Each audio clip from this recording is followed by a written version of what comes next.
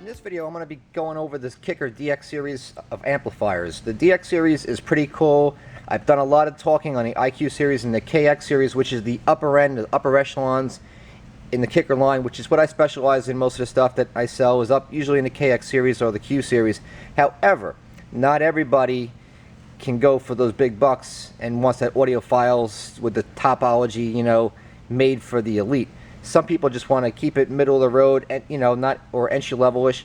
So for those guys who want quality on a budget, this is what I suggest in the Kicker lineup. So these are the DX series. I have the 1500.1 model here, which is the D-class mono block subwoofer amplifier. To the right, I have the DX250.4 4-channel solution. So between the two, you have a 5-channel full car audio system solution. Excellent stuff. Very similar to the CX lineup. This amplifier, believe it or not, you can get for under 150 bucks on our site or elsewhere, which is really, cheap, in my opinion. For this big 1500.1, you're looking at under 400 bucks. So basically, for everything you see here, between 500 and 600 bucks. Not too bad for a full system. I mean, that's pretty good, especially with a Kicker name brand. That's good stuff right there. So let me tell you a little bit about these. At 14.5 volts, that's the rating that I'm going to give them on. As for size, let's start with the size. On the length, on this one here, you got 14 and change in length. Height, 2 3/8. Width, 7 3/16. Full range system.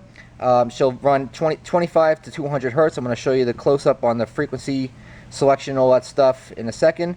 Input selectivity, built-in, electronic crossover, Kicker EQ bass boost feature, which is across the line in all the Kicker products, built into it, plus a subsonic filter and a remote bass control, which is sold separately on this DX series, and that's only on the DX series, by the way.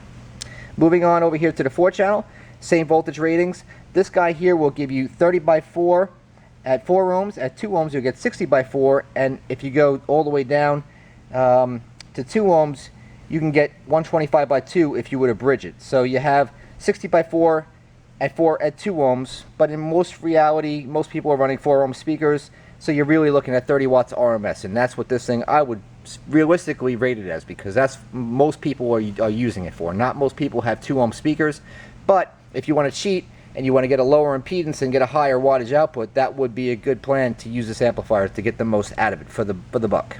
Okay. As for length, 2 7/16.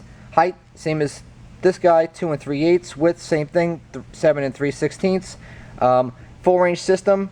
Electronic crossover is built into it. Doesn't have a lot of the sophisticated fancy schmancy topology with the hidden covers and all that stuff like you find in the KX and the Q series. However, it does have a high, low, and full range bypass crossover built into it, plus the kick EQ. And I'm going to show you some of that stuff right now. So starting with the 4-channel, you have your line in for your front and rear. There's no slave output, so you can't do any of that stuff, daisy chaining. Very straightforward though. Fader on off, gain control.